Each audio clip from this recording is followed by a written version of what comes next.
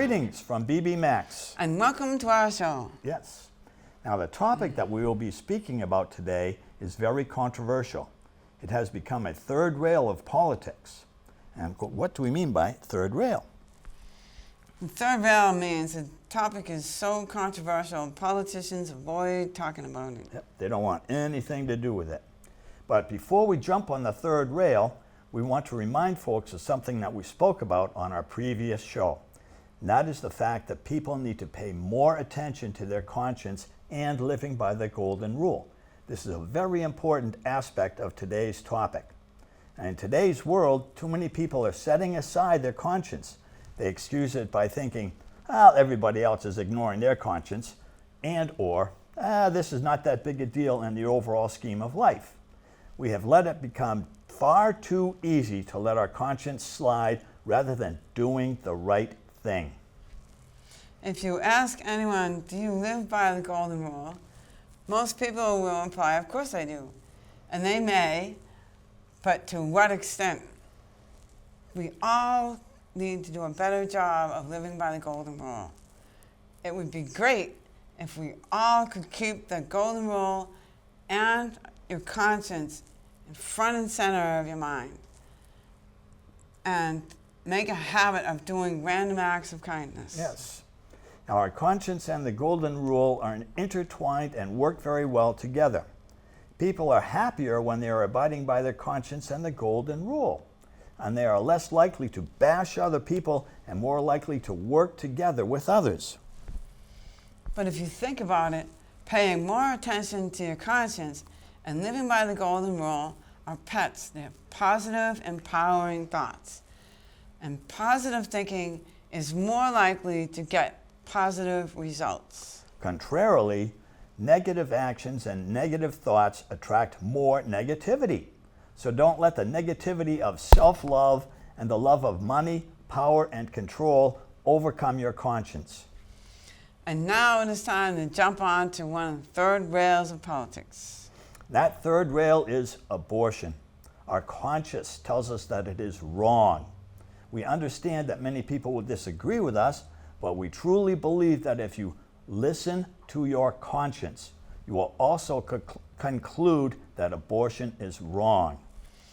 Although we believe that abortion is wrong, we believe that it should be permissible in cases of rape, incest, and the life of the mother and or fetus is in danger. And we believe that it should only be permissible in those situations. But I believe, as Mick Jagger sang, and amazingly he still sings, you can't always get what you want, but if you try sometimes, well, you just might find you get what you need. And although I strongly believe that abortion is wrong, I think that what we need here is a compromise. Neither side is going to get a total victory.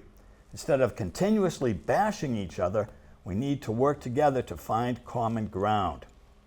Now, if you think about it, that is the only viable solution.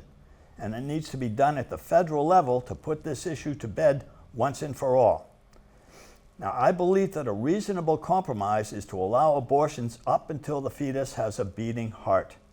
Your conscience will tell you that a fetus with a beating heart is a human being and deserves a chance at life.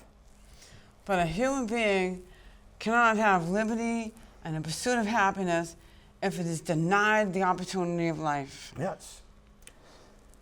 To those who say that women should have control over their bodies, we respond by saying, what about the body of the child inside you? It is more than just a mass of cells. It is a human being. Even a tiny little one, it is still a human being.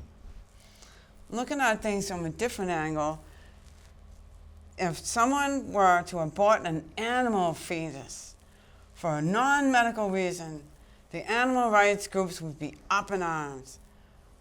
But it's okay to do it to a human being? That is wrong, and your conscience knows it. Yes. Now, finding common ground regarding abortion will not be easy, but we can start in two ways: pregnancy prevention and adoption. Preventing an unwanted pregnancy is much better than having an abortion later. And giving birth to a child and giving the child up for adoption is much better than taking the life of a fetus. Now, some people believe that a human embryo is not a human being. We disagree and contend that at conception, the human being has been created. And this human being has the right to a life in the womb and eventual right to liberty and the pursuit of happiness, no matter how small and incomplete it may be at this time. In closing, we will ask everyone to pay more attention to your conscience and remember that each and every human being, whether in or out of the womb, has the right to life. Thank you for your time and consideration. And we hope to see you again soon.